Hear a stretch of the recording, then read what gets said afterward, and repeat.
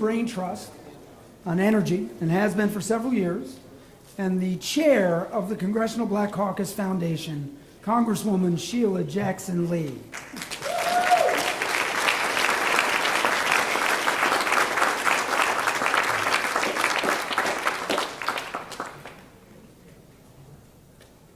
I am delighted. Someone should bring me my bag that I gave someone, the big black bag with all my information. Boy, I am so oh my goodness. I am so excited. I've been doing this Energy Brain Trust for a very long time. I am a emeritus member of the American Association of Blacks in Energy. Are you in the room? I can take a little time to do some things. First, let me acknowledge my outstanding youth organization there, World Outreach. Young people, is that who I'm looking at over there? Who are these young people? Stand up so we can say hello.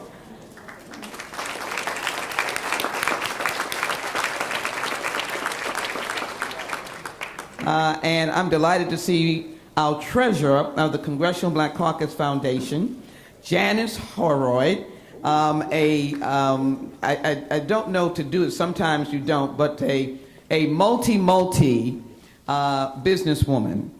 So she has a number of businesses, but she is one of our most dedicated board members. Janice, I want you to stand up, and I'm going to have you say a word after Reverend Jackson. Thank you so very much. Also, you saw me, I hug a lot of young men because I believe in, and young women, because I believe in our young people. But I hug this one in particular, and that is my son, Jason Lee, a double graduate of Harvard, and worked for one of the major African-American owned energy companies, KMAC. Some of you have heard of that, Case for Walls company. And so I'm delighted that he is here, and maybe he'll be networking into some of you sitting on this podium right here.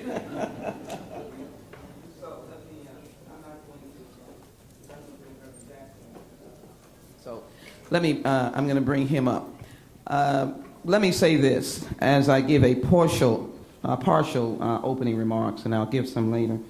I was delayed because I was on the Hill, meeting with the leader, Leader Pelosi, on the issue of disasters, and certainly what is going on now with Hurricane Florence, but as well the Virgin Islands and Puerto Rico. We went to both the Virgin Islands and Puerto Rico just a few days before we came back here in the month of August. And as fellow Americans, we would and should be devastated. One, by the confusion of some to not recognize that both those territories have U.S. citizens. As you saw the media around the time of Hurricane Irma and Maria, it seems like many Americans were being introduced to the idea that there were Americans in the Virgin Islands, or that they are. And it was not enhanced by this administration. In my comments to the media this morning, I said throwing paper towels at people who are experiencing disaster is not exactly a compliment of confidence to people. But what I did talk about as well is the electric grid, which is powered by many of you. You are in a variety of areas that deal with the grid. Reverend Jackson has been a key provocateur and self-educated on energy for more than 2 decades. Because I met him in Houston 2 decades ago. No, I didn't just meet him in Houston 2 decades ago, but on the issue of energy.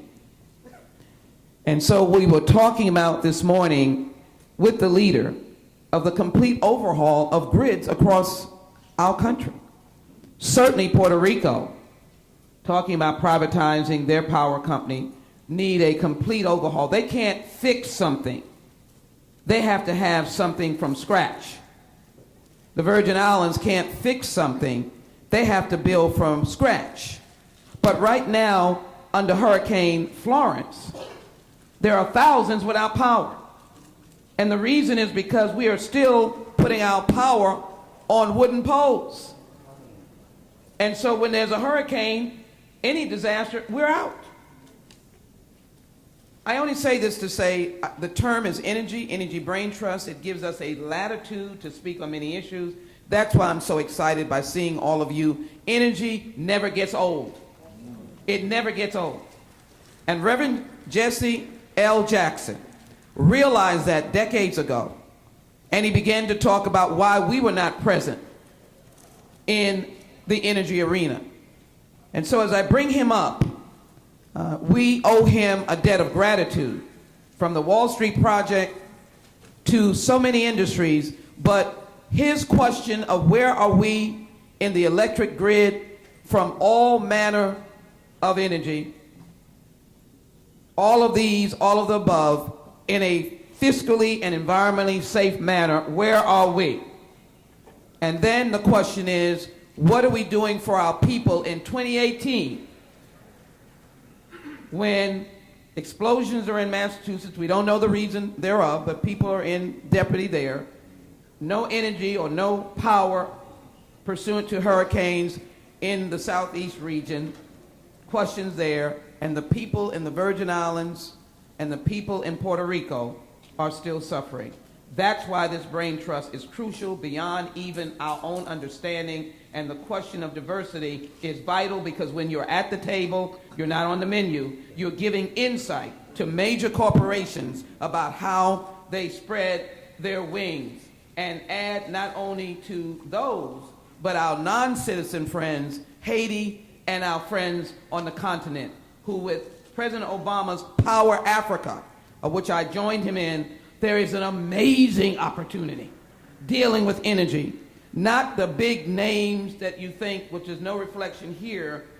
It is to say, it is to get the big names to translate into the villages of which our people still live.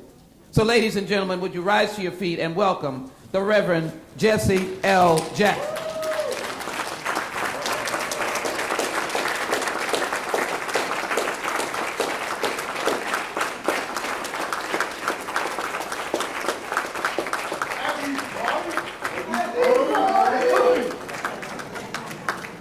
Good morning. Good morning. Let me express my sincere delight and thanks for this opportunity to share ever so briefly. We're caught with these overlapping meetings, and all of these meetings are important to us, but nothing quite drives us like energy, nothing, the energy of Sheila Jackson. Give it up for the energy of Sheila Jackson Lee.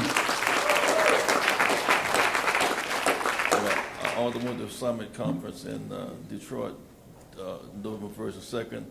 Our top awardee this year would be Sheila Jackson Lee. She didn't know that. Give her a big hand. Let me ask you a question just real quick. When you think of New Orleans, what comes to your mind? Gumbo. Huh? Gumbo? What else comes to your mind? Katrina, what else? Huh? Crawfish. Those are very colored answers to my question. This is what they may say, offshore drilling. Yeah. The largest open port in the world between Houston and Mobile. The fact that we think of gumbo is what we cook for the people who make the money. Music is what we do to entertain them. New Orleans is not built on gumbo. Y'all with me so far? It's not built on music. That's what we do. We gumbo and we cook and we dance. The money is made on the offshore oil drilling. That's the energy deal down there. The largest energy company in the world, the largest city is Houston, Texas. If I were to ask you the same, until you start naming great people, Barbara Jordan and the like. But the fact of the matter is, Houston to Mobile is the largest open port in the world. And it has big meaning for us and the reason it all ties in when the environmental disasters occur, because we've destroyed the Earth's shield, and the sun shines more directly on the glaciers, and they melt, and the waters rise and get hotter. And they attack what? They attack offshore Louisiana last year, and Puerto Rico next year. It's North and South Carolina. There's a direct relationship between the Energy Conference as an environmental conference in Paris, and what's happening in North Carolina, even as we speak today. See, this world is big enough for all of us, but too small for any of us to be foreigners, because everything is interconnected. If I don't know it, it's not my issue. It ain't the real issue. I mean, and so I love to be around this session, and we're spending a lot of time when we go to. We're going to these offshore conferences with Sister Sheila down, and they come to Houston once. What do you call it? Yeah, overseas drilling, and it's right in the middle of Houston. And there may be 5,000 people, there may be 10 black people there from Houston. And they're there in some meager capacity, and all the top African leaders have to come to Houston once a year. But Houston needs them because we are upscale and downscale, up the river and down the river. And so I want us to get more deeply in this. I want to thank those who are on the panel. The young fellow, Mr. Hightower, Mr. Dale. I want to express again sincere thanks. One thing I want us to do, please, this conference continues to have great influence. Our world is changing so fast. The political world is changing faster than our economic world. When you look at Esper could win in Mississippi, y'all. The numbers are there, and he's running the kind of campaign. He could win in Mississippi. Gillum could win in Florida. Stacey could win in Georgia. And Ben can win, if you will, in Maryland. Our political world is changing real fast. Our economic world is not changing as fast. If we just have more airline pilots and control airline, then we just, I say, if we got a great pilot of the plane and don't make the plane, determine the cost of tickets, and we still have missed the point. To have political leadership without the economic foundation is not to have what we should have. And so I'm anxious for us to think about the impact of these 4 million blacks in the South unregistered, 8 million in America unregistered. We're not losing races by the margin of being overwhelmed, by being a minority. We're losing them by the margin of less than our best. And we are going to work real hard. We intend to take the House back and the Senate back this year.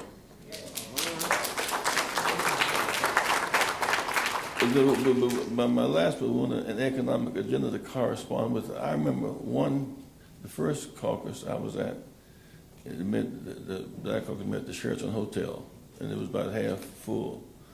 That's the night Dr. King had been killed in April, and Robert Kennedy killed in June. And Oscar Davis says, not the rappers to map, not the master plan, trying to figure out how to express how we felt about the loss of these leaders. The next one we met at the Hilton. Bob Johnson was out in the vestibule interviewing people for BET. It was the work of Walter Fontroy in this caucus that helped enable Bob to get the deal in cable to be the BET, the billionaire he is today. So the relationship between our government, our political work, and the economic work must correspond. We do politics, we do economics. Friends, please let me run.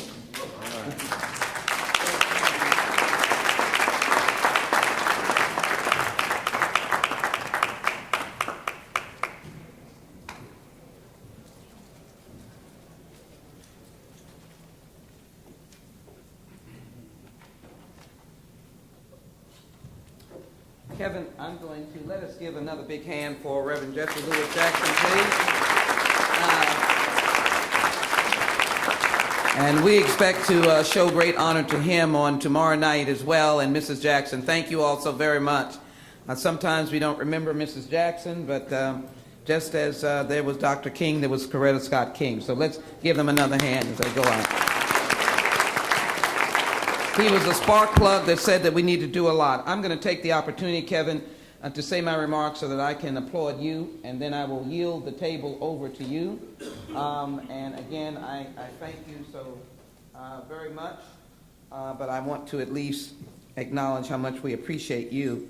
As I do so, let me ask our treasurer to come for a word and thank her. She's everywhere around the nation and the world, and I think we spoke this week when she was in New York, and she said nothing was going to hold her back. I'm so excited about you because the news is pounding about Hurricane Florence, and we are still with a very sizable number of people here in these sessions. And I said, you may walk through the storm, but we will not walk alone. So thank you for being here. Janice Horroy, would you come and just greet them for a brief word? Thank you. Member of the Congressional Black Caucus Foundation Board. Thank you. Thank you. Thank you. Thank you, Madam Chair. Good morning. Good morning. Everybody, get your cell phone now.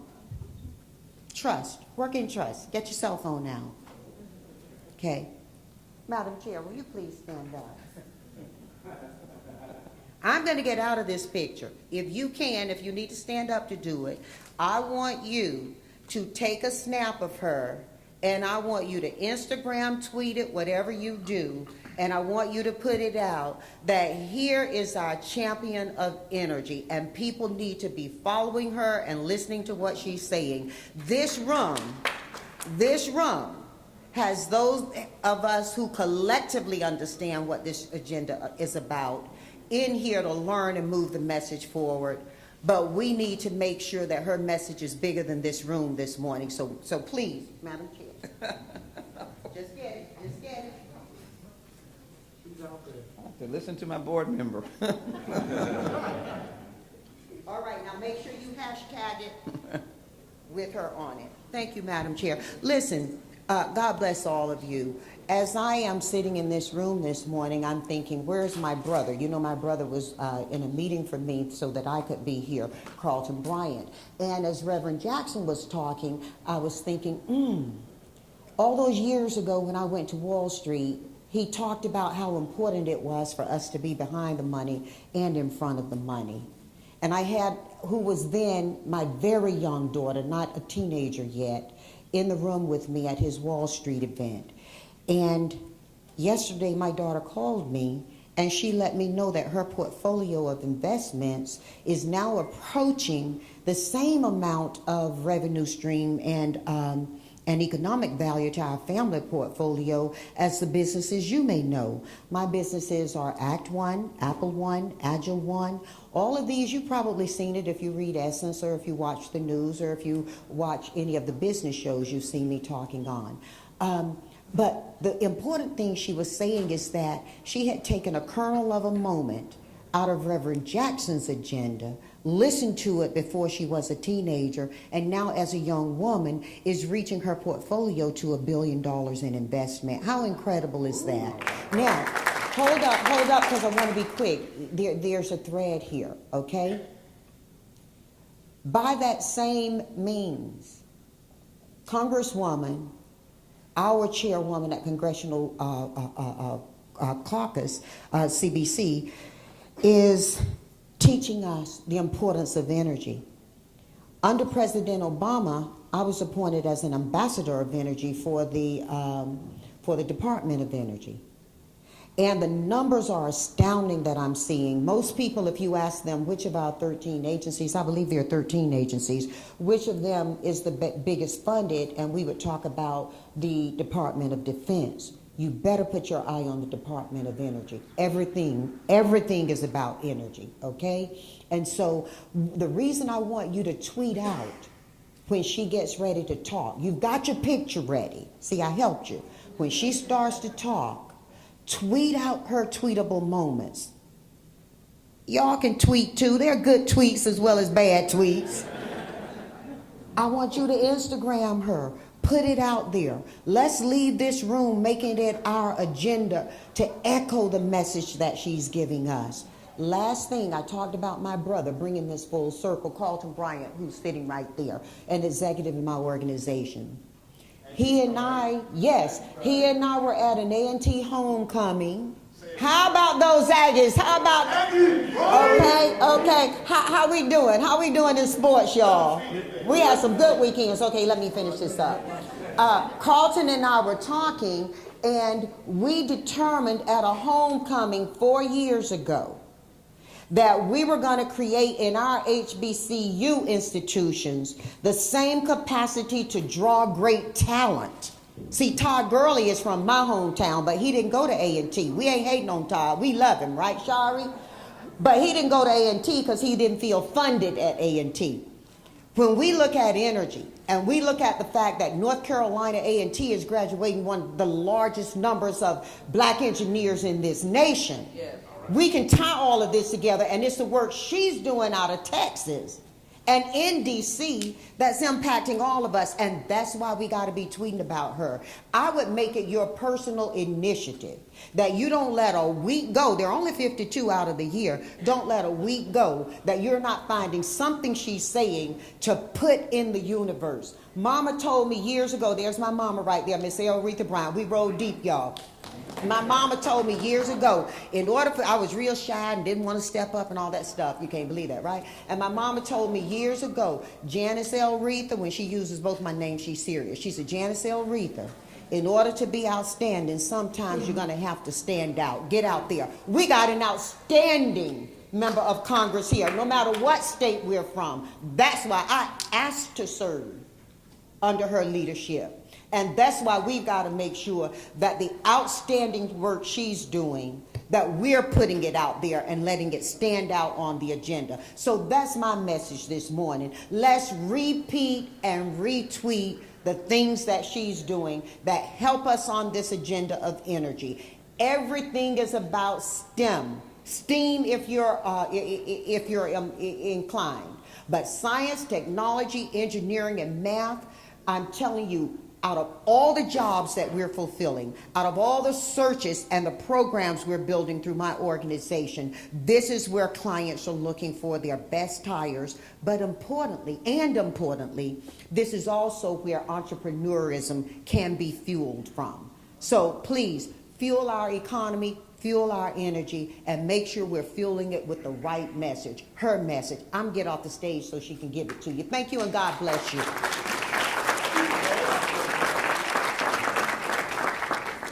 Can you see why I'm so proud about the Congressional Black Caucus Foundation Board, and that we are soaring, and with the kind of business faces that we have and members of Congress that make up that board, we're excited. I want to acknowledge Dooney, and I didn't see my other board member here. Dooney Hebram is here. My other board member, Dr. Keith McGee, would you please stand? He is a MacArthur Fellow, and he lives in London and in the United States.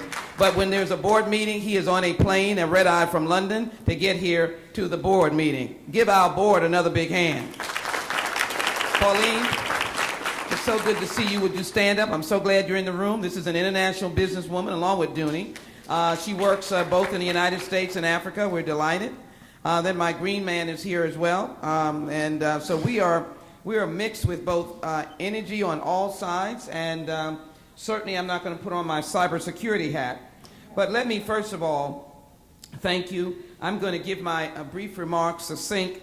I think Madam Horroyd has set me up because she doesn't know I have to be abbreviated because I've got these outstanding members who are here that are going to be part of the panel. So I have to say these things very quickly, but I think you have the basic infrastructure of what I believe. Each year, I am inspired by the Energy Brain Trust, and so I'm delighted that a lot of you are here, and I want to acknowledge my good friend Keith from Exxon. We're glad to have any other friends here want to wave, want to admit that they're in the room, but I know they'll go back with a toolbox. That's what we want to have, that toolbox. My Energy Brain Trust. And we're going to get him. We're going to get my brother Ray Dempsey right after I speak, because we want to acknowledge him. But thank you, Ms. Thomas, very much. Ray, I see you, but you're going to be acknowledged in a special way. Thank you.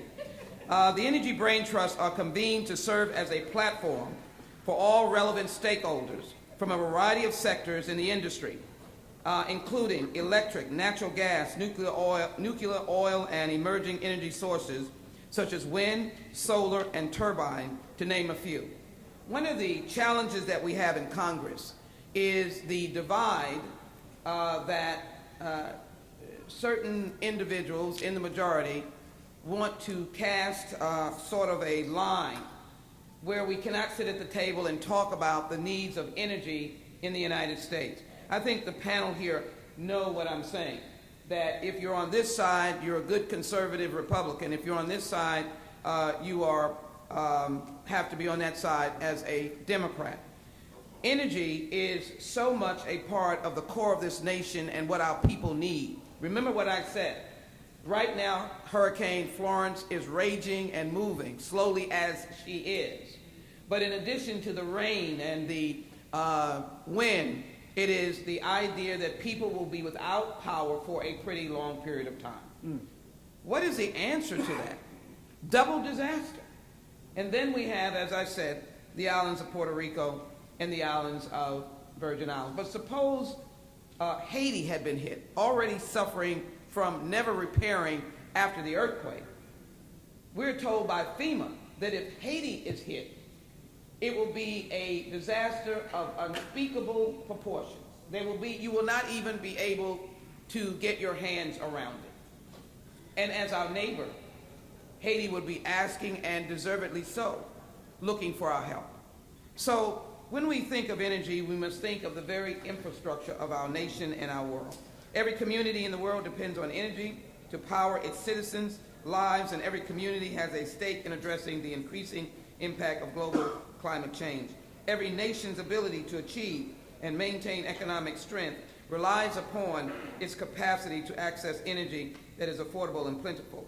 Unequivocally, energy is one of the lifebloods of every economy, from millions of jobs created to lighting up communities and healthcare centers to fueling our vehicles and running our factories. In our ever-changing world of traditional and emerging energy challenges and innovations, our charge today is to face head-on the energy issues of the day through innovations.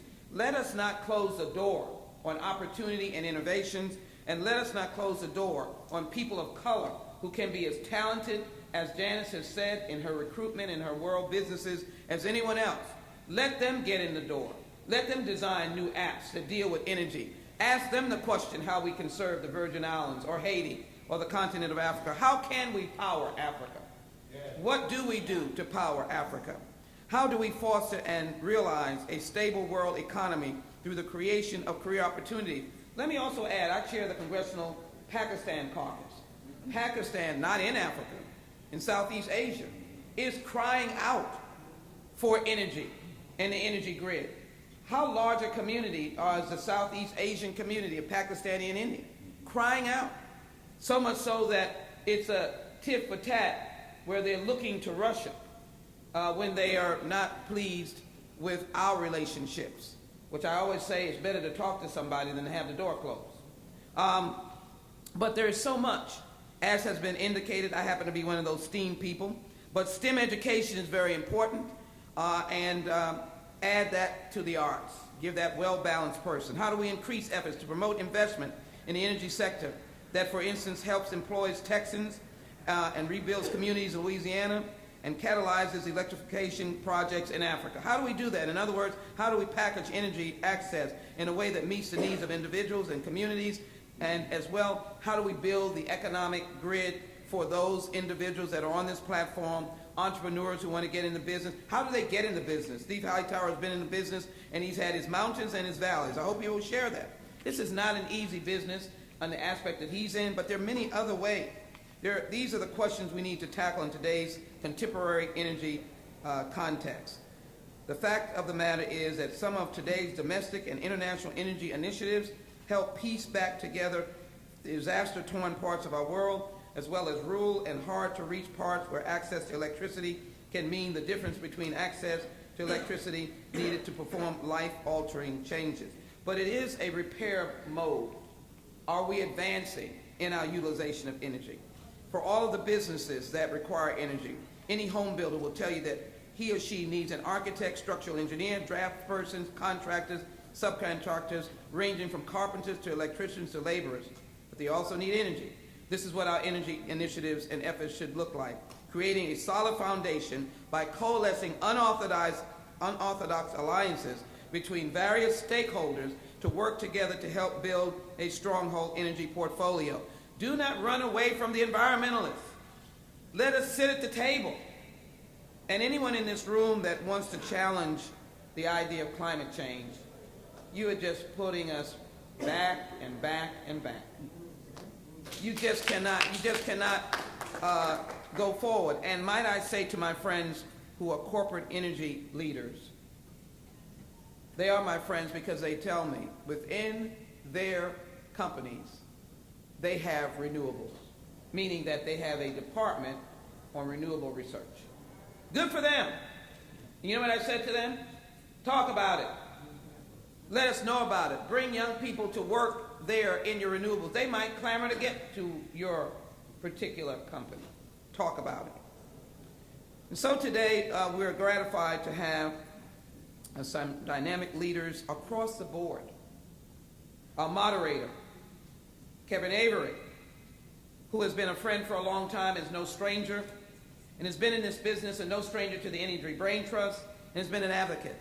We thank him and Conoco for being a title sponsor, which is supporting the Congressional Black Caucus Foundation and the mission of leadership and training young people. And I thank him for that. Give Kevin a very big hand.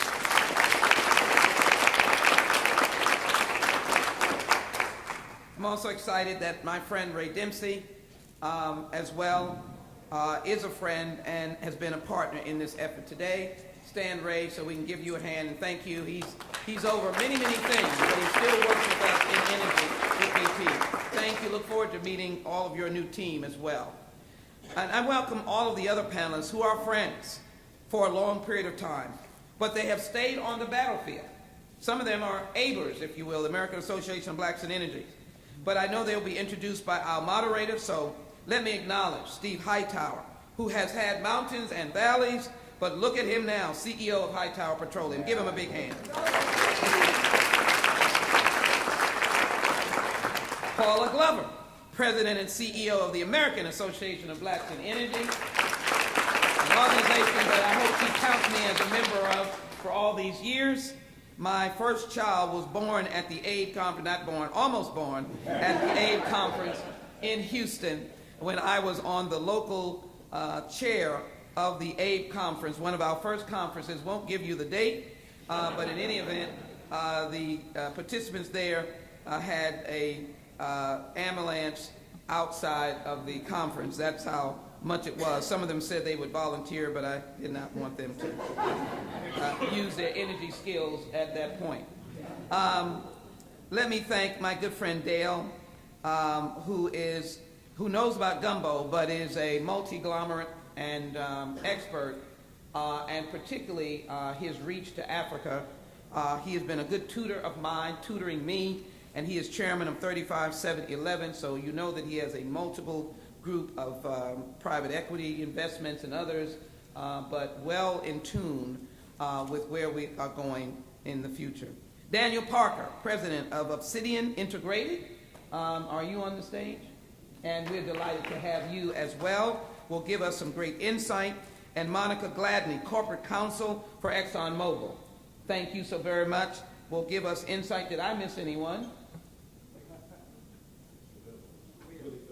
Well, we're going to strike them for, we won't use that word that we'll strike them, but they really made them, because I know you will. Phil, thank you so very much for your leadership in the public sector, and we'll want that insight, because when I was talking about the grid, I know you were just going like this, ready to go. So you will hear all of this. You know that my district is called the energy capital of the world. We continue to hold on to that. We are one that welcomes the OTC, and I know that many of you, what is that? The offshore technology, it brings in close to 100,000 people in Houston, all energy countries from around the world. And my good friend Dooney and I, for a period of time, what happens is they place it when I'm in session, but we have how should I say it? We have bombarded the place, and we are one or two that bombarded. We are Houstonians that we look for the African delegations and we get our own appointment to speak to them, because that's the only people of color we see, and those from the Mideast. And so when I'm able to be in the district and it meets my schedule, we have gone over and had meetings and spoken about this thing called energy. You may have a conference, you need to bombard it as well if you're not on the list to be invited. I close by simply saying the Congress can be creative as well. My good friend Ms. Thomas, when we worked together, we talked about a leasing program, Defense Reduction Energy Security Fund, when everybody was mouthing about deficit reduction. Obviously that's going out the wind with this tax scam, $1 trillion going out the door. Nobody else is experiencing it. And I don't have a problem with the corporate tax relief, but what we're doing now is literally undermining our budget. I'm on the budget committee. But the way this would work is that we work with leasing programs, and we take 10% of the profit to reduce the deficit. We'd also use it for training young people in the energy industry. And we had people interested in it, but you know how it is. Sometimes bipartisanship is painful. So we are continuing to press that kind of legislation. And also, I am very supportive of work to continue to electrify Africa. I hope some people are in this room that want to do that. I took more time than I should, but I wanted you to know that I truly am excited with your presence here today. I'm delighted to bring up Kevin Avery, who's going to be an excellent spokesperson and moderator, and I want you to engage in every way you possibly can. Also, forgive me, as the chair, I'm running in and out. I will sit for a moment, but you know, we've got big things going on tomorrow. Hope you all will be staying over for both the breakfast and the Phoenix. We'll have some exciting honorees at the Phoenix, good messages to come, and for your soul in the morning, Bishop Vasti McKenzie. So if you have not thought about getting up for the breakfast, everyone leaves there coming in with shoes, and some of you from the South understand what I mean, but you leave there with your shoes off. So, and you can carry them if you want to. But sometimes we need a pause, not to promote religion, but to give you a time to be able to fellowship in the way you desire. And that's what the prayer breakfast is all about. However you wish to desire while you're in that room, you can do it. And then the Phoenix will give you, again, the toolbox for you to send you out to go back to your communities and say enough is enough. Thank you all. God bless each and every one of you. And thank you to Kevin Avery.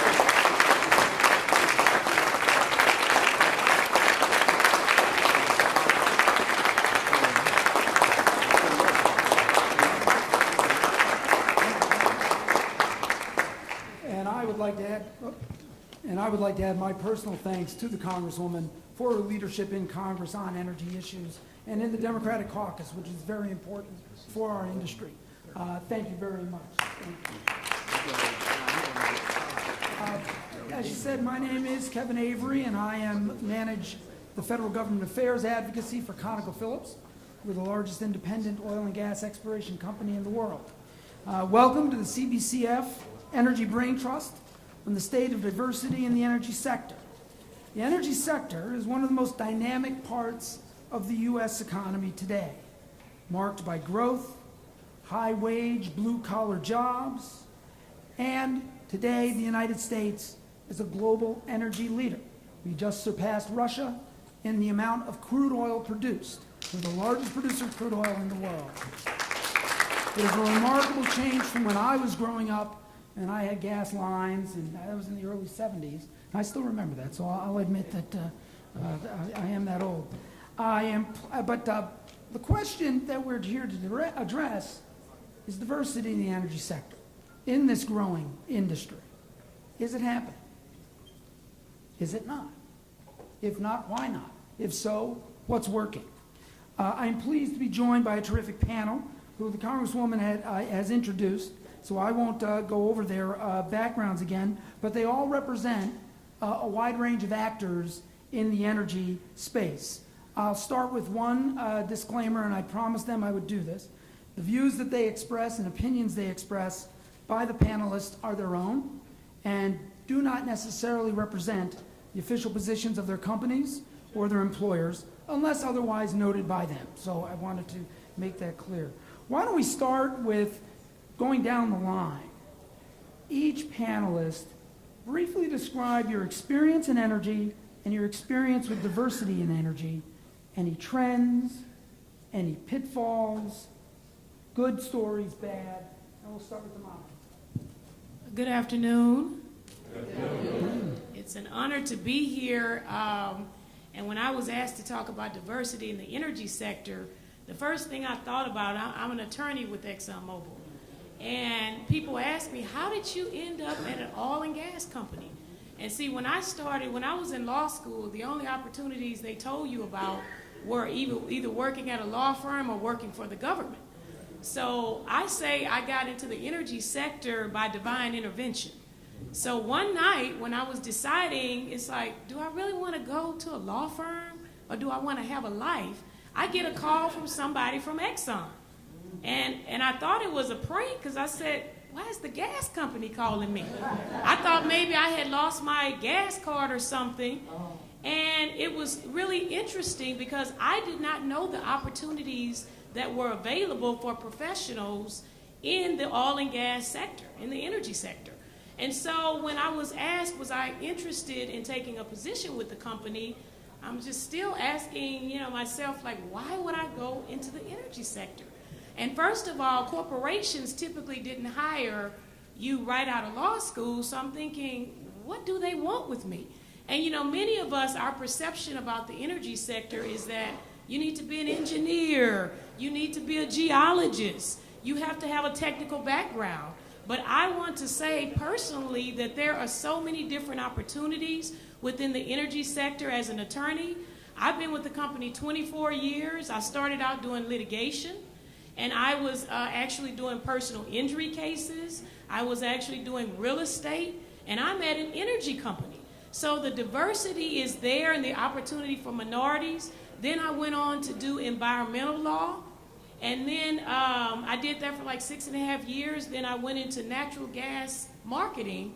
And now I support our chemicals business. And I was even amazed there because we're so close to the consumer market.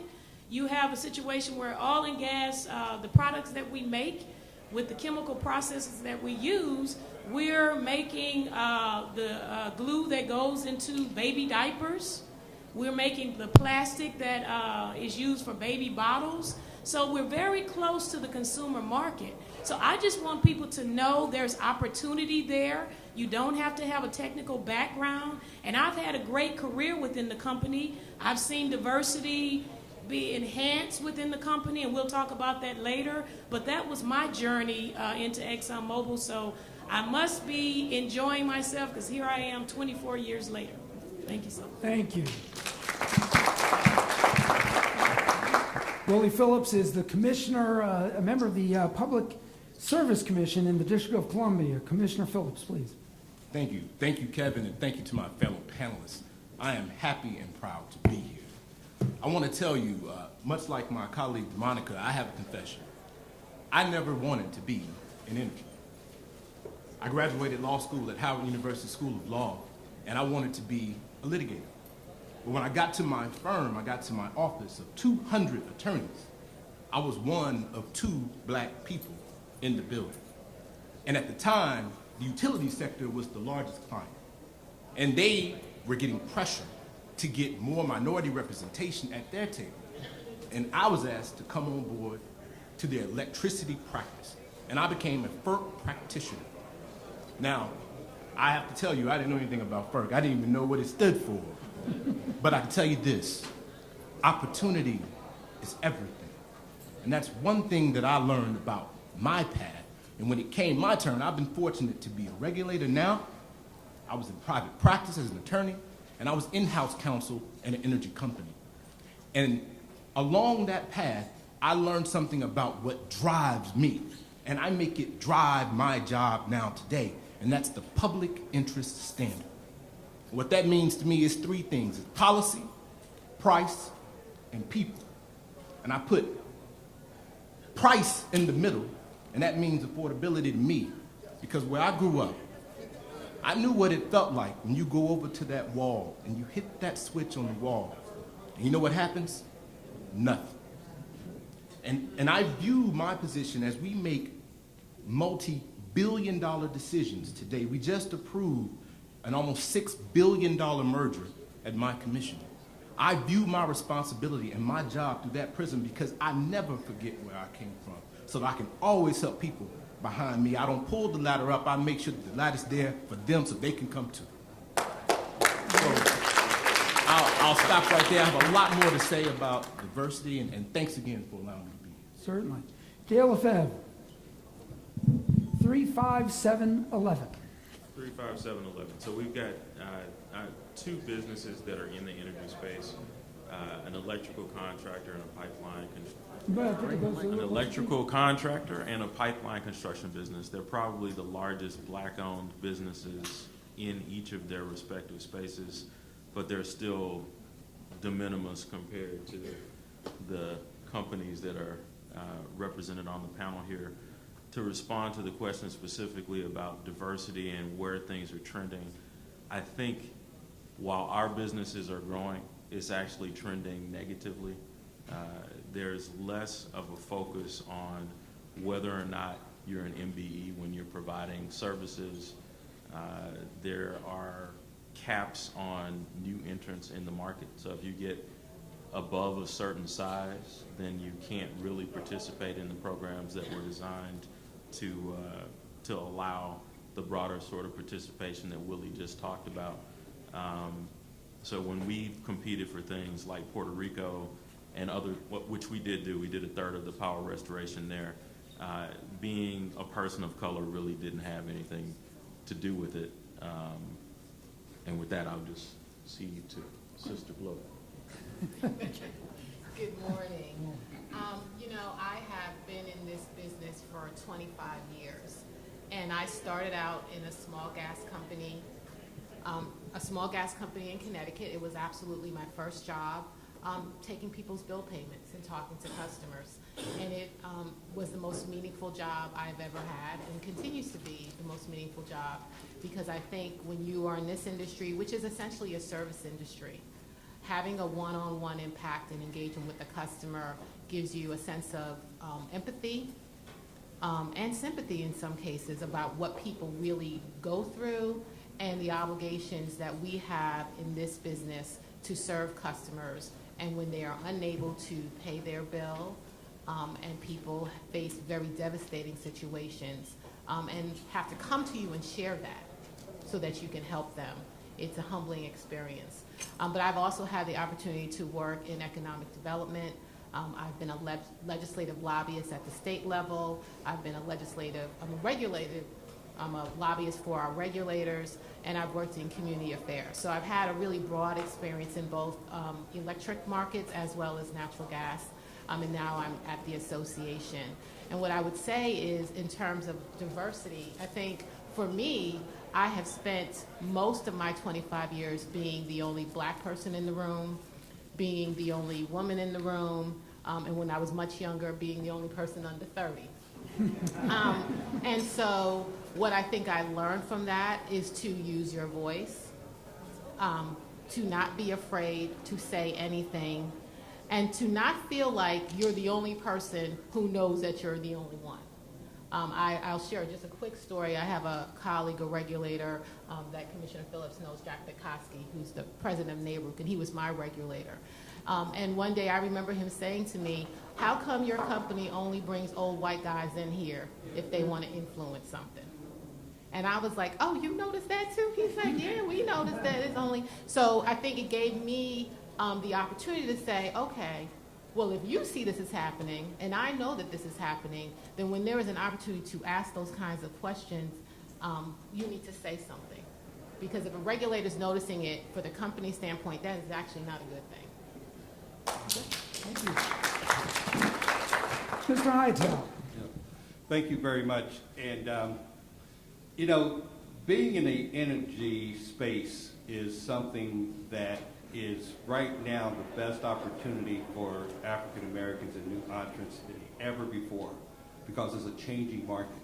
And anytime something changes or there's something different going on, a shift, that's an opportunity for us to make a move. And right now, that shift is taking place from the traditional energy marketplace into the clean energy marketplace. And that shift means that everybody's pretty new in that industry. And so that gives African Americans an opportunity now that they've never had before to begin to look at energy and how you can participate in that marketplace. I got into the business by accident as well, but I was a serial entrepreneur and I really didn't know no difference from a gallon of gas that I was selling or a telephone pole, because the state was setting everything aside. And whatever they set aside, I was bidding. And at that particular time in 1981, they happened to set aside fuel. And a friend of mine who's in the room with BP decided after 32 years of having that business, they weren't going to play the minority marketplace. So I went and got a jobber, and my first contract was the entire state of Ohio.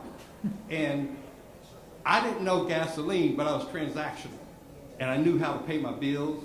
I knew how to go get a supplier to provide me what I needed, as long as I had a customer big enough in order to bring that person to the table. And that's the simpleness of how you enter a market, is having a customer that's going to pay, and you the one that have the opportunity to reach out and have that customer. Now, there was something that was said as related to, you know, our opportunities being limited to participation. And there was a point in time in my mindset that I said, I want to hope that I can get to a place where I wasn't a DBE no more. I hope that I could get to a place where I wasn't judged on being a minority business anymore. And today, I'm not eligible to be a DBE anymore. And in some jurisdictions, because of affiliation, cannot even be an MBE. But I'm glad that I'm big enough that I don't have to look at that as my marketplace. And I say that because I still fight for affirmative action tools such as set-asides in markets, because we need those seeds for the next generation to come along. So it's not anything, that's how I got started. And I have to preserve that for the next generation of black businesses that's coming along. But don't think that that is where we need to be. You don't want to be there. You want to be where you're doing hundreds of millions of dollars and they say you're too big to be a DBE. You got to get past $5 million, okay? I don't want to be stuck. And you stick yourself if that's the only market that you try to advance into. So being started out in the janitorial business and got that contract, and all of a sudden I'm in the petroleum business. And after 3 years of having that contract, going back BP and getting them to support me for my PUCO hauling authority and began to haul jet fuel, I changed my name from Landmark Supply Company to Hightower Petroleum in 1984. And taking that from a marketplace where we did not exist, and as a masses we do not exist today, to being credible over a period of time where you're not judged and given a contract, only give me 10%, give me 15%, but I can do all the General Motors in every plant throughout the U.S., Mexico, and Canada. I can do all of Duke Energy, okay, all throughout their entire enterprise. And today, being able to manage that throughout the United States, Mexico, Canada, and South Africa. We've got to begin to think globally. And it's as easy to think globally as it is to go from California to Ohio. Because you've got to have the right relationships, and you've got to do the right thing by people, and then you get that access. And it's not something you show up one time for, but it's something that you do just like you have to do across the street. You go back, you work it, you have that relationship, and you get that opportunity. In South Africa today, some of the best opportunities for African Americans to partner with other South Africans in order, it's a rule of law, it's a hard currency, you get paid, and they need your expertise. And so those are things we should not be running away from, okay? Those are things that we should be gravitating to. So you take the traditional gasoline and diesel business that we started with, and you begin to evolutionize that business. So today we do have a clean business. And about 7 years ago, we got started with energy efficiency, looking at the fifth fuel, the energy that you don't use. You take energy out of the system, and therefore that's a fifth fuel because it's energy that you don't use. So with you looking at smart cities and partnering with people like AT&T, Current by GE, and Intel as my partners as we go to the market with a smart cities platform, as we began to look at the natural gas and the LNG and begin to take that into other markets, to the point where companies like China National Nuclear issuing Hightower Petroleum Company a mandate to go out and purchase crude oil, natural gas, and LNG on their behalf. All right? Exposing yourself to the international markets, making yourself avail to the opportunities that's there for everyone, even us if we play. And the whole part of this whole game is to learn the game that you're playing in, become the best at that game, regardless what it is that you're doing, and that's how you can compete. We do not look at ourselves as small, even though we know we're just a pimple. I got 3 customers that do over $17 billion, just 3 customers, UPS, Kroger's, FedEx, just amongst themselves, do over 15 billion gallons they purchase. Just those 3 customers. And then you got the rest of the country and the rest of the world. The opportunities are so huge. All you got to do is step in and take the blinders off your head and go for it.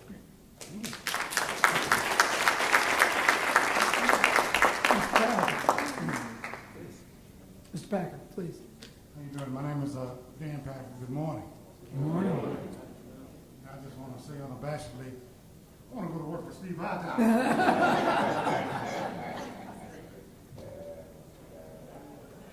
Everybody's heard it, so he'll offer me a job at the end. I have been very fortunate in my life to have worked in a lot of different areas. One being energy, and maybe unlike most of the panelists, it's something I kind of always wanted to do. It was technical in nature, and that was my nature, to do technical stuff, and I've had a chance to do that in almost every part of the energy business. I do believe that African Americans in particular are suited for this business in a lot of ways, both in employment at all the big companies that we've talked about, and starting their own businesses. You know, remember, 80% of the employment in America is by small business. Small businesses are relatively small business. I mean, Steve is not a small business, but a relatively small business. But he's one of that 80%. And he's doing quite well at it, thank God. But, you know, I think that the 2 spots are good spots for young African Americans to look at: employment and your own business. I've had a chance to do both, and I'm pretty happy about it. I've worked in the electric utility industry. I've worked in the oil and gas industry. I've done a little bit with renewables. And I think from a generation standpoint, I've had a chance to touch everything. You know, you may not know this, but the largest engineering engine in the world is the United States electrical grid. The absolute largest. It's huge. You know, we've got a big country, and you can get on an electric wire in almost any city, if this were possible, in the United States, and walk to any other city in the United States. Just think about it from that standpoint. It is everywhere. Underground, overhead, everywhere. You know, you're used to seeing the poles and the wires when you drive down the street, but if you think about it, just underneath you, there's more of the same. And that provides a big opportunity in both the employment area and in the business area for starting your own companies.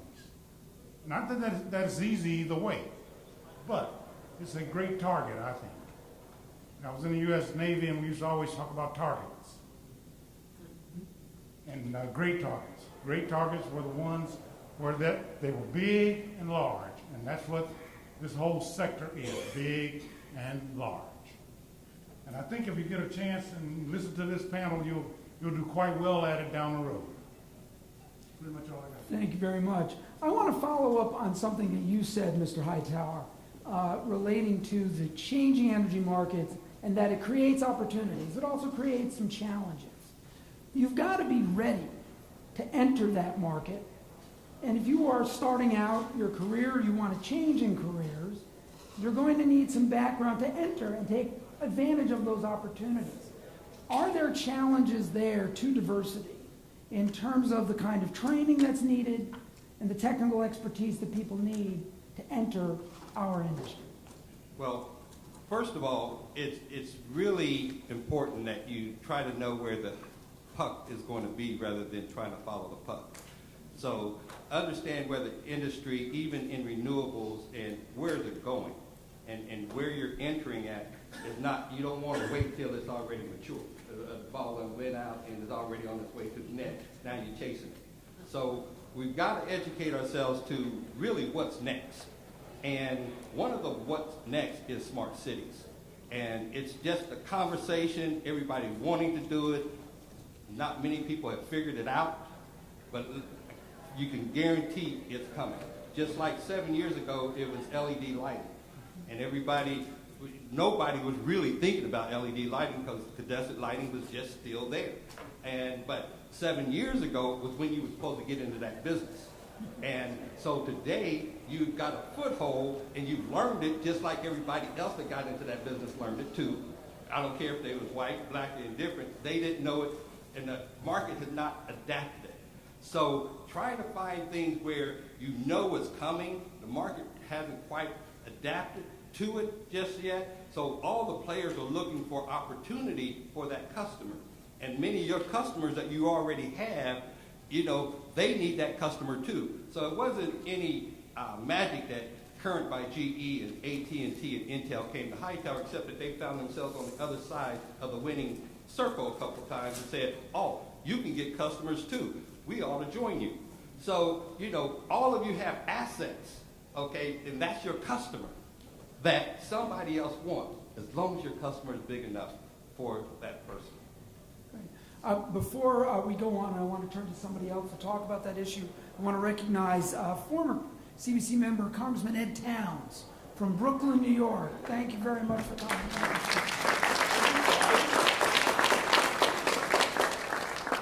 Does anybody else want to follow up on the point that we're talking? Go ahead. I'll just offer, I think, as you talk about preparing for the workforce, and that's really great advice that you're going to start a business. But I think we want to think creatively. One, there's absolutely nothing that you cannot do in this industry. But I think we have a tendency to talk about you need to be an engineer. I will disagree that you don't have to be an engineer. You do have to have an aptitude for mathematics and science. That means you have to count, right? You got to have the basics. But also think about what other industries are doing. Because in some ways in industry, we track behind others. So you will look 5 years ago, there was a big call for engineering students. There continues to be a big call for engineering students. But all of those companies now are saying, we need students who have fine arts degrees because we need creative thinkers. And so start to think about what are other people doing and put yourself in that place. Being computer literate is absolutely important. We are an industry that has a lot of data. So computer literacy is going to be important. If you have an interest in cybersecurity, network security, all those kinds of things are things that we are thinking about and talking about and working through in this industry, but it's going to continue to get bigger and broader because we are all interconnected. And then just things like marketing and communications, right? As I started saying, we're a service industry. So think about if every single person in the United States has access to energy, and they do, and our companies need to be able to communicate with them about the things that we do, and this country is becoming increasingly more diverse. That means the way that we communicate with people via social media, dealing with language barriers if they exist. All that other stuff now starts to matter in the work that we do as an industry that we haven't necessarily thought about in the ways that we knew to. And so if you're thinking about coming in, when I say be creative in that way. Think forward. Think what you're a customer. What would you as a customer need from us as a company, and begin to pursue that.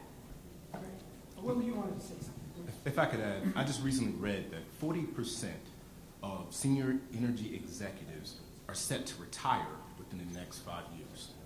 I think that it's essential, with all the leadership at this table, that we make sure that the people who replace those folks reflect the communities that they serve. To that point, I would like to acknowledge Washington Gas and Pepco Exelon, the incumbent utilities here in the District of Columbia. They have come together under the leadership of the mayor and started an infrastructure academy. And this is an academy that's not targeted at the professional jobs, but these are jobs for linemen, these are jobs for folks laying down utility cable, and it's on us, guys. We have to get out and tell people that these are extremely well-paying jobs. You can make over $100,000 being a lineman for an electricity utility company. And so I just want to make sure that we put a plug in for that. Okay, very good. Thank you. Going back to the opportunity question, and Dale, as someone who finances these ventures, what tools do you think that someone who wants to be you is going to need? Because I don't have those tools. I'll say that. I think it's, Paula and Steve have both commented on the key tools. Paula with counting and Steve with the customer. Financing is so much easier if you already have a customer, if you already have receivables, but it's not particularly complicated. If you look at what Willie was talking about, there are a lot of entry-level people that get into the business that then grow the business, because there's really not that much difference between a staffing business and a large electrical contractor or a large pipeline construction business. It's equipment and people. The biggest assets come in and out of work each day. They go to whatever company they want to work for each day. The financing, I don't think, for that part of the business is particularly complicated. There's significant CapEx in the production side. And that's there's really no one that looks like us that's doing production. But if you take production off the table and you're just looking at distribution, the financing is really based on, do you have a safety record, do you have a customer, and then it's counting. If it gets any more complicated than counting, you're probably going to lose. Let me add something here. Separating a job opportunity from entrepreneurship. On the entrepreneurship, I'm one of those guys, like many entrepreneurs. I don't have a degree. I went to school for 3 years and a quarter and decided that I wasn't going to work for anybody, and if I did, I'd send myself back to school. So I never got that degree because I just never thought that that's what I was going to do. I am not an expert at power generation. I went and got an expert in power generation, all right? I am not an expert in electrical, but I got an expert in electrical to work for me. So these, as an entrepreneur, you just have to have the vision, the mindset, and the management skills in order to get what you need in order to execute at a level in which somebody is willing to purchase. And I start from zero, and you go from 0 to 100 by putting somebody next to you that's already at 100, all right? So this is not brain surgery. These are things that's been done over and over again. Bill Gates did not graduate, okay? I could go on down the line of those that did not. And that's not taking anything from the benefits of being educated, the benefits of having degrees, because if you have a job, that's something that they look at. But no one has ever asked me, do I have a degree? Okay? No one ever asked me for my resume, because I do business. And if you have the capability of executing or bring what you need to execute with, if that's a joint venture partner, if that's an individual, they're going to want to know what you can do, but that's why I brought Dan along, okay? So Dan can get it done, all right? Going to the, I know in our industry, the oil and gas industry, you can make a good living as a person with a high school diploma, but you usually need a couple of years of technical training. Is that readily available for entry into the energy sector? What's needed on the utility side? I know what's needed on the oil and gas side, but is that available, and is it in the right places for people in the African American community? We drill in West Texas. But there's training in West Texas for people who live there and want to enter our industry. We're there, they see us, they want to get in, they get the training. We don't have oil and gas training in metropolitan Washington, D.C., as far as I know. So is that an area where policymakers need to look at this as a way to open up economic opportunity for our communities? And I'll take whoever wants to answer that question. I'll take a. I'm sorry, Monica. I'll take a first. Okay, go ahead, Dan. Hit at it. You know, Willie said something that spurred me a little bit to think about that exact thing, and that is that, you know, a lineman guy climbing up on the pole, messing with the wires, he can make $100,000 a year easy. Operators at a power plant, $100,000 a year, no degree, you know, but most of them have the basics in a technical education. I do believe that, to kind of address your question, one of the biggest places to go and start for that is our community college system in America, which is really good. The community college, I had a chance to be on the community college board in Louisiana, and it is a good starting point for those who either don't want to go to college or can't go to college, to get to a point where they're making that $100,000 that Willie talked about. And I do believe that the more we encourage our youth to look at that sort of thing, the better. I'm just saying that because I was a community college graduate. Very good. What? Oh, Monica, yes. Yeah, I was going to say, if you get within a corporation, you have the opportunity to get on-hands training. So sometimes we feel like we have to come to the table with the skill sets already. But a lot of the corporations, like ExxonMobil, if you come there, I mean, there's a culture for safety. And so a lot of the training that you need, you can actually get it there. And so don't think you're going to miss out on an opportunity because you don't have the training already. One thing I realized when I got to the company, I thought, well, they're not going to give me the opportunity to do things right away. And one thing I learned is it's like the sky is the limit.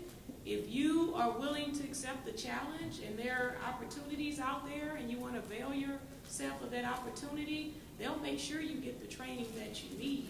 And sometimes we just have to be proactive and say, hey, I'd like to enhance my skill set in this area. They have internal training they can do, and they can actually send you to outside courses as well. Someone mentioned STEM before, but someone else said, you know, people are looking for arts majors, lawyers, what have you. Is there too much emphasis on STEM or not enough? No, I don't think there's ever too much emphasis on STEM. I think the point I would make is that there are lots of ways to get there, and that not everybody has to be an engineer to be able to do it. I am not an engineer. I work with engineers, and I am not an engineer, and I have no desire, would never have a desire to become an engineer, and half the time I don't know what they're talking about. And I can tell you that because I'm always like, but I think, so STEM education is important, but STEM means lots of different things to different people, and I get concerned when we negate the other types of education and the other skills that people have for just STEM, so that we're just driving mathematics and science, and we're not talking about these other things. And I think if we're going to be very honest about the situation that we have in this country around education generally, we talk a lot about STEM, we don't talk nearly enough about reading. And the truth of the matter is, if you can't read at grade level, there's no STEM is not going to work. So we've got a lot of systemic other things that we need to be dealing with in addition to just STEM education.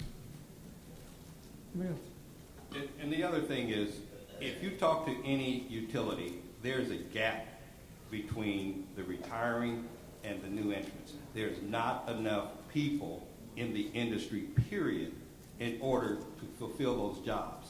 So just understand that the demand will draw you in if you show up, because they need people. And they've got a retiring old workforce with some new people coming in, and they have to backfill those jobs, and those jobs are, if you talk to any utility, they need you. I can't speak the same for the gas and oil because they just pay so much, people just show up. But in certain areas.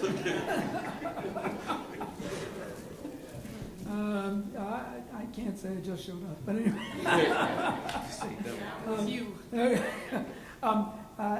Let's talk a little bit, though, about diversity across the industry in general. Are there some parts of it that are more diverse than others?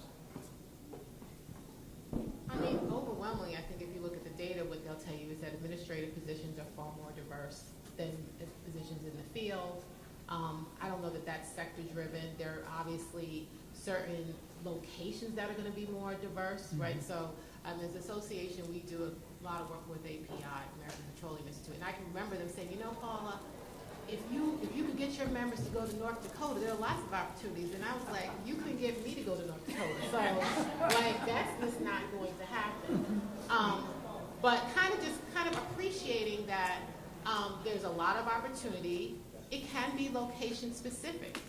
You know, I think the industry is doing a great job of trying to understand what the cultural differentiations are, right? So, and I'm not going to use an industry example, but this is what I mean. My son just started boarding school in New Hampshire. The first thing we start thinking about is where's the barbershop? And so we as parents got together to find the barber who was going to go to the school to make sure that the boys got their hair cut once a month. Those are the kinds of things that we at least have to be aware of, that when you're asking people to go to remote locations, because that's the kind of stuff they ask. You'll laugh, but you know that people we're not sure they're going to phone it. They just want to make sure it gets cut.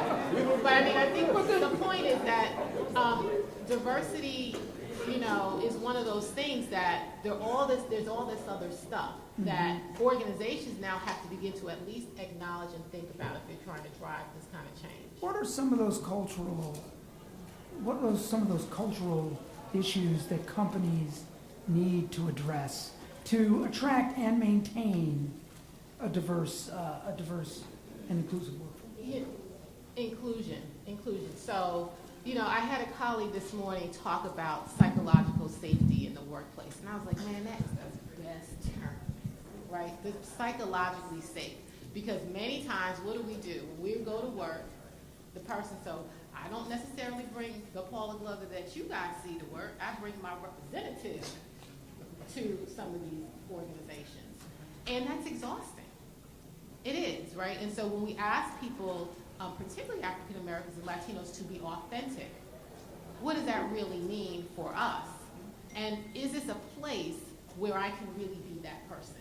And so that's what I mean by kind of that kind of cultural understanding that you have to have, and that's a huge challenge. Another challenge, and it's really very simple. I sat in a panel and a woman asked the question, have you ever eaten in the bathroom? Would you ever eat lunch in your bathroom? And I raised my hand because when I had a baby and I was nursing, I had to do that mess in the bathroom because there was no other place for me to go in my office. It's little stuff like that that does make it more challenging if you're in an area that's in the field and it's all men. How are you going to accommodate women if they have to go to the bathroom? Like just that kind of stuff. So it's all kinds of little things that I think diversity you're faced with. Monica, you want to say something? Yeah, I think one thing that's important within corporations to further enhance diversity is having mentor programs.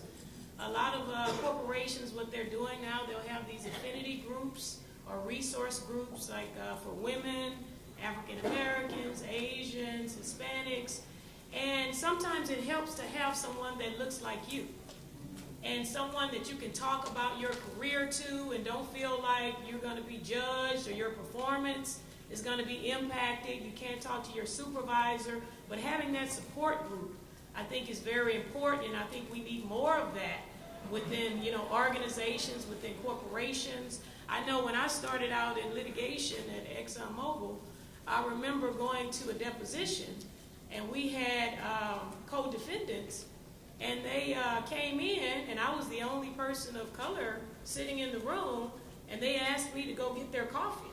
So they assumed that I was the secretary, and I didn't even know how to deal with that. I was like, what? And so my boss immediately said, oh no, she's an attorney. She's going to be first chair in this case. And their eyes were big, like, she's an attorney?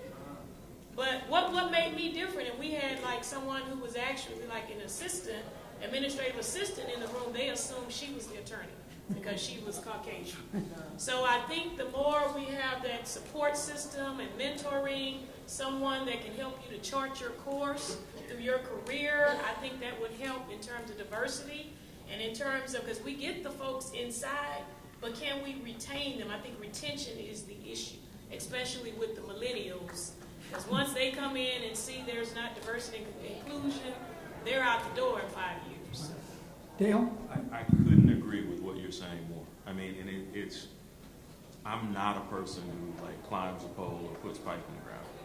And yet, being a person of color was an issue. You deal with it. There's culture. But if you're in the field, it's even worse. So I have hundreds of people. If you're black and you can pass a welding test and you're in Georgia, we will hire you, right? There are like hundreds of people that we pay $300,000 a year to operate an HDD drill. And for the same reason that anybody can do it, it's an apprenticeship business. So the particular difficulty is at that level, you need the team to actually teach you to do your job. And so if you hire people, even if they're competent, even if they're qualified, if the team doesn't help them learn, then they're not going to learn. They functionally can't do their job. And that's it's a huge cultural issue, because it's not just, okay, I'm going to be Carl Lewis or I'm going to be, Obama. It's, you cannot do it because it's an apprenticeship business and you don't bring all the skills to the table that you need without other people teaching you. And that's, we've put in place mechanisms to force people to do it. But if you have to force people to do it, right, it's more of a challenge. And it's, I hear you on, I don't want to go to North Dakota, but like Midland, Texas is where the lowest cost of extraction is. So if you want to learn how to be an horizontal directional drill operator, make $300,000 a year, whether you graduated from junior high school or not, that's where you got to go for a while, because that's where you learn to do it. And that really is a challenge. Well, I saw you write something down and circle it, so I know you got something to say. I call it, and I agree with my colleagues, I call it teaching someone how to be. When I showed up at my law firm, in the first week, I had to go to a gourmet dinner, and that Friday I had to go play golf. I was fresh off the boat. There were two things I did not know how to do. But there was a gentleman that sat beside me and told me, just do what I do. When I got ready to go play golf on Friday, he said, here's a bag, here's some shoes, don't hit it too hard. and that's what I wrote down. I think that everybody's right. There's a lot of opportunity. You talk to executives, they'll tell you, we actually don't have enough people to do the entry-level jobs. We have so many jobs. But I want us to teach people how to sit at this table. That's what I want. Good, very good. Steve? The reality is that as African Americans, we all face the same challenges wherever we go in America. And in this industry has been nepotized for so many generations that, you cannot not run into racism and, the backyards of these utility companies being out in the woods with their their employees from the same, okay? Is how we actually attack that issue of being able to prepare our youth, not so much just only for the technical, but the social interaction that is getting ready to take place in order for you to succeed. And most, I'd say the masses of African Americans do not have the exposure of dealing with whites on a straight up basis, let alone Appalachian whites who really don't, never seen black folks, and at least better than you, okay? And so that's really going to continue to be a challenge that we as African American brothers and sisters have to figure out, how do we begin to teach our own to know that that's going to happen, and how do we navigate that? Because that's what I have to navigate regardless. She's had to navigate it regardless, okay? I don't care where you at what level you show up black first, all right? And then you have to, what comes out your mouth, and say, I already done you many times, you only this big in terms of what my capacity is, that you begin to get respect, but you're gonna show up black first. And that's gonna be, and that's gonna, you know, in terms of how they perceive you walking in that door, is less than under any circumstances, whether you're an attorney, whether you're a business person, or whether you're that guy showing up for the first time asking for a job, okay? So that's just something that we have to teach our community, that we're going to have to deal with some way or another. We've got scheduled about 5 minutes left, but we're going to wait for the Congresswoman to come and close us out. But in the interim, I wanted to give audience members a chance to ask questions of our panelists. And I've got a microphone, so I'll take it around. Hold on. So this young lady's hand over here first. Good afternoon. My name's Corrine Taylor. I'm the Policy Director for Green for All, and we work to make sure that there is diversity in the clean energy sector, but also to consider climate justice and environmental justice in that sector as well. And I wanted to know, as people of color, how have you advocated, or have you had the opportunity to advocate for community engagement and environmental justice in your sectors as they pertain to fossil fuels and climate change?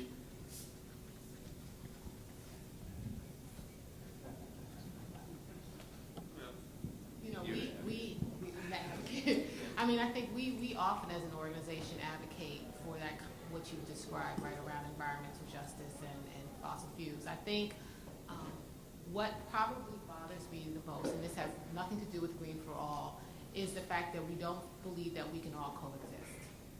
This idea that you have to have renewable energy or you can have natural gas. You have to have wind and solar, or you get to have coal or whatever fuel source. And I think we do ourselves a disservice with that narrative, because A, it's not true, but it also prevents us from really moving forward to the kinds of solutions that help our community the most if we decide. And I would tell you, we've had community forums where people have come in during the format and yelled at me about, all you care about is oil and we want them to go out of business, and that is not helpful, productive, or quite frankly, even reasonable. And so we've got to create community forums where we are well informed about the issues in their entirety, and then allow the people in the community to decide for themselves what they want to see. And it's a tough thing to do, but I think as an association, we really do venture to do that, and would love to do that with Green for All or other organizations, because it's super important.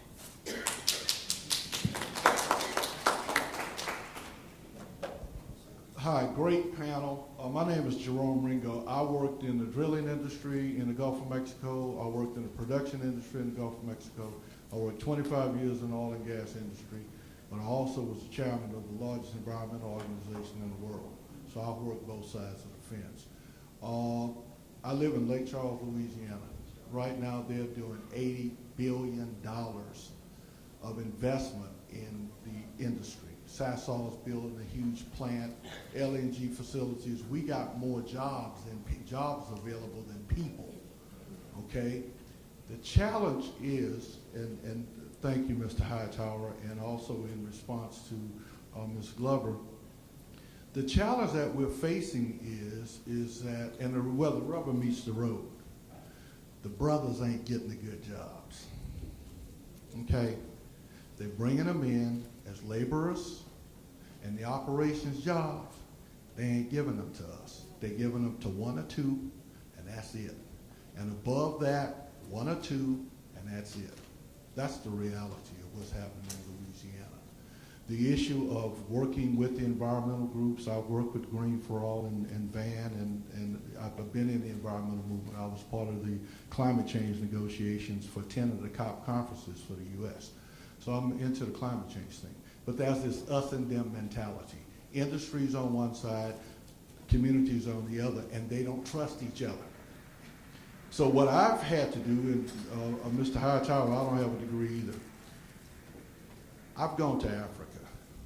I made 72 trips to Africa in the last 3 years. All over. And I've just been appointed by the African Union to open up an innovation center at the AU headquarters for new developments in energy, renewable energy. Mr. Hightower, we just came up with the technology that will remove H2S and sulfur from oil. Vanish it.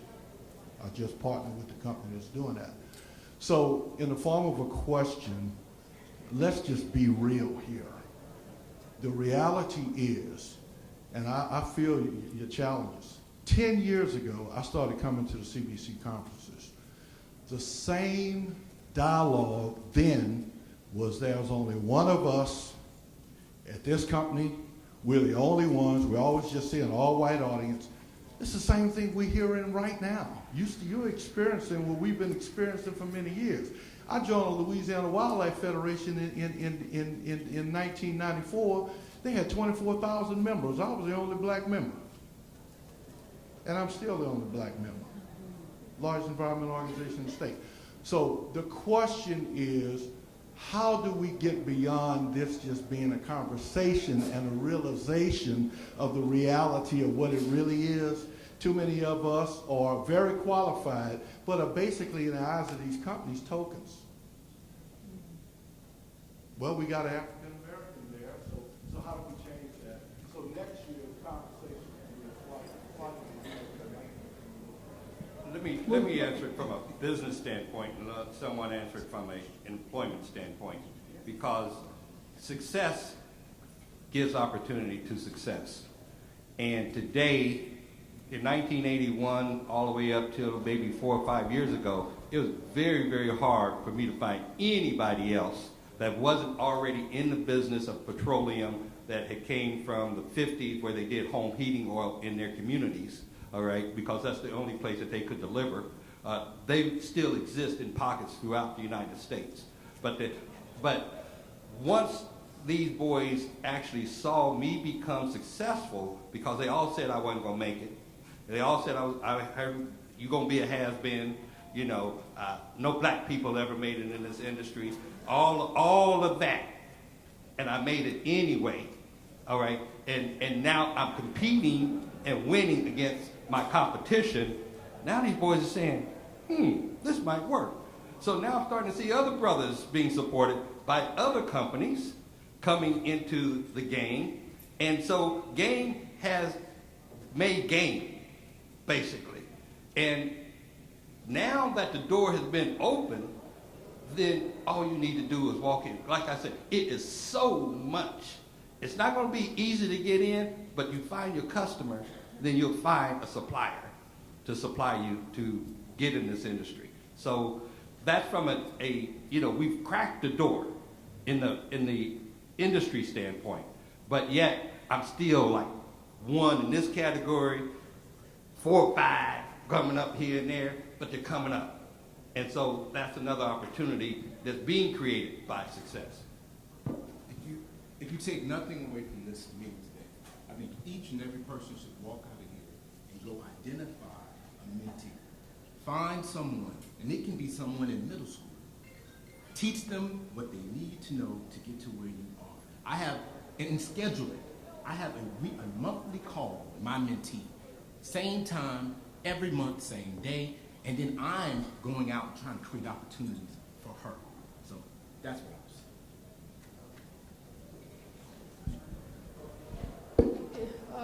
afternoon. My name is Angèle Kwemo, and I'm always very honored to be here, and I commend the Congresswoman for her leadership in putting this very important forum together. I just want to make a small invitation or call. My organization is called Believe in Africa. I launched it during the Obama Summit, and our purpose is to promote the private sector, and especially African diaspora on the continent. So I'm working now with the Afrexim Bank, the Africa Import-Export Bank. I don't know if you know what happened in Africa in March. We finally signed the Continental Free Trade Agreement to create one single continental market in the continent. So Afrexim Bank is the financial institution for import-export and intra-Africa trade. So they're going to have the biggest Africa business rendezvous in Egypt in December. And I took personally a commitment to encourage the African diaspora to participate. We expect to have 1,000 exhibitors for 7 days, 70,000 visitors, and we hope to close $25 billion deal in every sector. And so right now, when I was checking the schedule, China Exim has almost reserved the entire hall to bring the manufacturing company from China. And the past week, I've been just preaching and preaching. I hope to have more American companies participate and more African American firms to participate. Thank you very much. I've got to get my ConocoPhillips colleague, or else I can't go back to Houston. Thank you. Good afternoon. I've enjoyed the panel a lot. My name is Randy Fling, run a media business in Atlanta. I've worked with Southern Company there and appreciate the business I've received. But what I'll say is the advertising that we've received, and we reach about 200,000 people in Georgia and 1.5 million nationally. It's been holiday, it's been Martin Luther King Day, it's been things of that nature, but none of it has ever been for the last 10 years saying, here's the people we need. We reach, millennials, people from 20 to 45 in general. Here's the kind of jobs and opportunities that are available. So again, we're a national outfit, so I'm saying it to everybody, but certainly in Georgia, the things that you guys are saying you need and the people and the opportunities, I don't think it's being shown to the masses, not just through my media, but I don't see it through other media. And so I think there's an opportunity, and I just think it's an opportunity and a way to think about it. And I guess it's a comment, a question. Well, what more can energy companies do? So, we've signed as an association an MOU with NNPA, the National Newspaper Publishers Association, to begin to address that very issue. And I think as companies begin to see that is a market, that you're speaking to customers that they typically don't speak to. Because the truth is that sometimes they think they're catching those customers. And what we're endeavoring to do, and quietly, at least in Georgia, I can tell you that Southern Company now is going to start working with the Atlanta Voice and another, minority-owned publishing. So I'll get your information to pass that along. But I think we just need to be able to do more of that. So as an association, we'll do a quarterly article for all of NNPA's publishers to share out this information. And the hope is that with some time, then it will be more frequent, and that we'll make better connections directly with newspapers and other media outlets and those organizations, and not need to use me as an intermediary for the information. Anybody else on the panel? I was following up on the panel, I'm sorry. Hi, my name is Roy McCurrow. I work with ConocoPhillips. I'm a consultant, and I'm the lead finance recruiter at the University of Houston as well for the company. And my question is more so around dealing with discomfort, because the industry has existed for hundreds of years, and the demographic makeup of it is a certain way, and it's taken a long time to form that. So to change that, somebody has to be willing to be the first black person that works in this industry and stays here.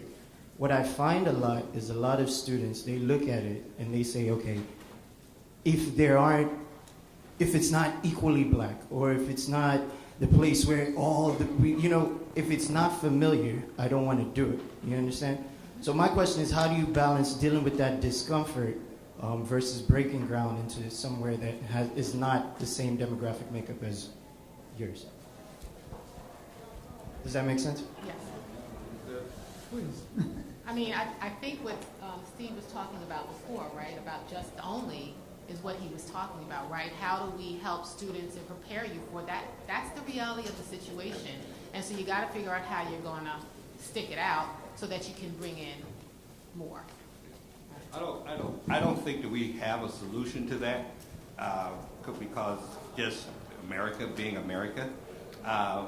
But that is a conversation that we need to maybe try to put in our schools in terms of a curriculum and social something as it relates to that bridge between African Americans into corporate America. I made mistakes as a African American business doing business with corporate America, never having been in corporate America. So, you know, it's the same thing. We have to have either a bridge or exposure, and the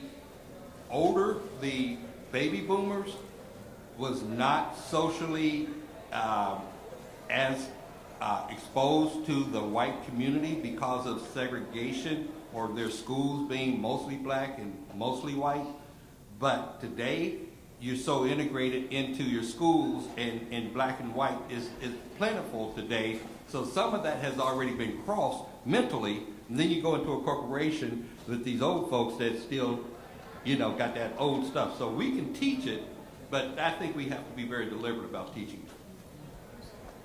Yeah, I wanted to add to that, and maybe pile on a little bit.